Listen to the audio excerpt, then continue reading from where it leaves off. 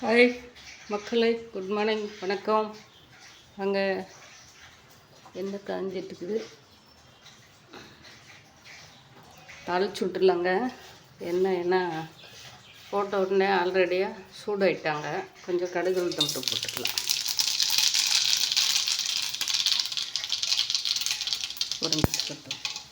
ஒன்றும் இல்லைங்க, குச்சி கிழங்கு தான்.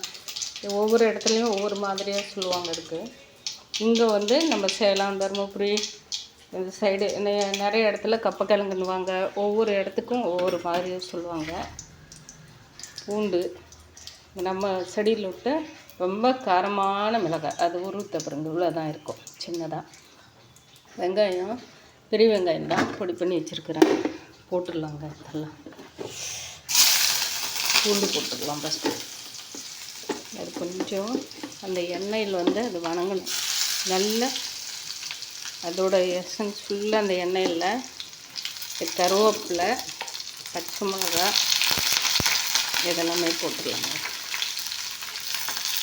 காலையில் வந்து கஞ்சி சாதம் இதை தாளித்து மத்தியானத்துக்கு எடுத்துகிட்டு போனான்னா நம்ம காஃபிக்காரர் 1 மணிக்கு தான் வராது. 2 வந்தாங்களன்னா சேர்ந்து சாப்பிடுவோங்க. இல்லை மதியம் சாப்பிட்டு மீதியாக இருக்கிறத வந்து நைட்டு சூடு பண்ணி சாப்பிடுவேன். அவ்வளோதான், இதை வேஸ்ட்டு பண்ண மாட்டேன். கொஞ்சோண்டு கலருக்கு வேணும்னா மஞ்சள்தூள் போட்டுக்கலாம்.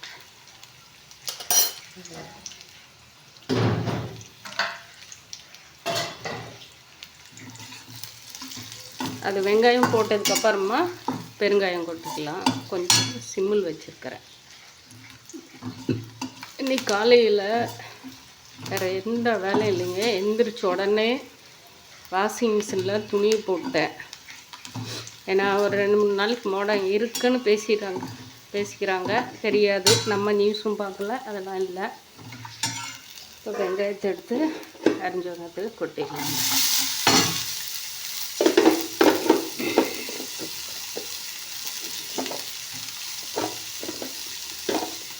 குச்சிக்கிழங்கெல்லாம் ஒரு காலத்தில் சின்ன வயசுலலாம் மண் மாதிரி நல்லா மணல் மாதிரி வேவடிச்சு இதைய சக்கரவள்ளி கிழங்கு, அது எங்கள் பக்கம் வந்து அதுக்கு பேர் வந்து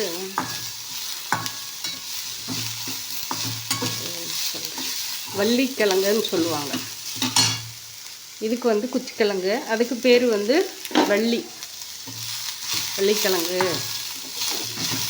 அப்படின்னு சொல்லிட்டு அந்த சக்கரவள்ளி கிழங்குக்கு அந்த மாதிரி ஒவ்வொரு ஊருக்கும் ஒவ்வொரு இது பேர் சொல்லுவாங்க. ஏன்னா கிழங்குலே நம்ம வந்து உப்பு போட்டு வேக வச்சுட்டோம்ப, அதெல்லாம் வந்து உப்பு போட்டாலும் கொஞ்சம் கடுக்கலாக இருக்கும். சரி, கொட்டும்போது தூள் உப்பு கொஞ்சம் போட்டுக்கலாம். இப்போ வந்து காலையில் டிஃபன்னு பாருங்கள், சாதம் வந்து நேற்று வச்சது அப்படியே கொதிக்க வச்சு எடுத்து வச்சுருக்கிறேன். இது காலையில் டிஃபன். ஏன்னா மத்தியானத்துக்கு எடுத்துக்கணும், சூடாக இருக்கும்போது பாருங்கள், நேற்று வச்ச குழம்பு அப்படியே இருக்குது. பீன்ஸு, ப்ரௌன் கலர் பீன்ஸும் கத்திரிக்காய், நம்ம செடியில் விட்டு கத்திரிக்காயும் அப்படியே எண்ணெய்க்காய் மாதிரி செஞ்சு தேங்காய் அரைச்சி ஊற்றி, அது நம்ம வேஸ்ட்டு பண்ணக்கூடாது. இப்போ அந்த சாதத்தை புழிஞ்சு போட்டு சாப்பிட்டுடலாம் அப்படின்னு சொல்லிட்டு, ஏன்னா இதுன்னா மத்தியானத்துக்கு நமக்கு சாப்பிட்றலாம் அப்படின்னு தாங்க ஒரு முடிவில் செஞ்சுருக்கிறேன். குச்சிக்கிழங்கு அவ்வளோ சாப்பிட்டு இருந்தவங்க. ஆனால் இப்போ எல்லாம் வந்து, ஆனால் வயசானவங்களும் அங்கெல்லாம் வந்து அந்த மாதிரிலாம் கிராமத்தில் இருக்கிறவங்கெல்லாம் வந்து எல்லாருமே நல்லா சாப்பிட்றாங்க.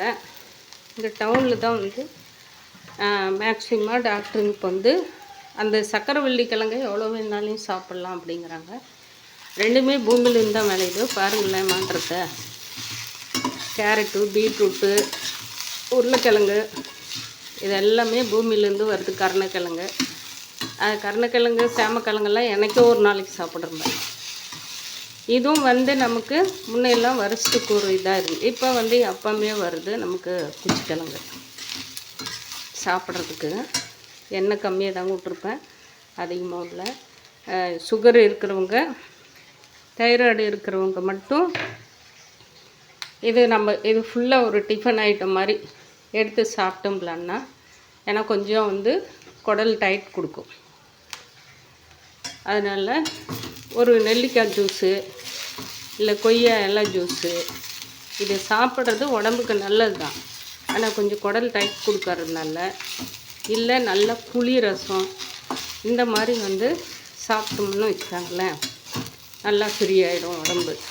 அதனால் இல்லை ஜீரகம் தண்ணி குடிங்க. மற்றபடி எல்லாம் ஒன்றும் இல்லை, இதெல்லாம் சாப்பிட்லாங்க. நம்ம இது டெய்லியும் சாப்பிட போகிறதில்ல, என்றைக்கோ ஒரு நாளைக்கு, வாரத்தில் இல்லை 15 நாளைக்கு ஒரு முறை, மாதத்துக்கு ஒரு நாளைக்கு, 2 மாதம் இந்த மாதிரியெல்லாம் ஆகிடுது. இதெல்லாம் சாப்பிட்றதுலலாம் நம்ம இதெல்லாம் நம்ம தேவையில்லாதெல்லாம் சாப்பிட்டு உடம்பு கெடுத்துக்கிறோம்ப. இதில் நிறைய நமக்கு பெனிஃபிட்டு இருக்குது. அதனால் இன்றைக்கி காலையில் வேலை அவ்வளோதாங்க. தண்ணி வந்தது பாருங்கள். இப்போ டிக்கர்ஷன் ஆல்ரெடியும் ஒரு டம்ளர் உள்ளே இறங்கிடுச்சு. இப்போ இருக்கிறத இதை வடிகட்டி குடிச்சிட்டு போகிறேன். அவ்வளோதான். சூடாகிடுச்சா கிழங்கு. இன்றைக்கி வந்து நீங்கள்லாம் இப்போ மழை பெஞ்சிட்டு இருக்குது, அப்படியே தூரிட்டு இருக்குது. பிசன்னு சொல்லிட்டு வெளியே அதுலேயே தான் பாருங்கள், வெளியே அப்படியே தூரிட்டுருக்கு. தண்ணி தெரியுதுங்களா? அங்கெல்லாம் பாத்திரம் போட்டு வச்சுருக்கறேன்னா போய் அதெல்லாம் மழை தூரிட்டுக்குதே அப்படின்னு சொல்லிட்டு தான் போடல. சரி கொஞ்சம் தூத்தில் நிற்கட்டும், அப்புறமா வந்து அதை க்ளீன் பண்ணிடலாம், பாத்திரத்தை போய் தேய்ச்சிடலான்னு சொல்லிட்டு இந்த சும்மா சிம்பிளான அடுப்பு வேலையை முடிச்சிடலாம் அப்படின்னு சொல்லிட்டு இருந்துட்டேன். இவ்வளோதாங்க. இன்றைக்கி சமையல் வேலையும் இல்லை. இன்றைக்கி எல்லாமே இருக்கிறத சூடு பண்ணி சாப்பிட போகிறேன். வேறு ஒன்றும் இல்லை. கடையில் போயிட்டு இன்றைக்கி ஒரு ப்ளவுஸ் தைக்கிறேன்.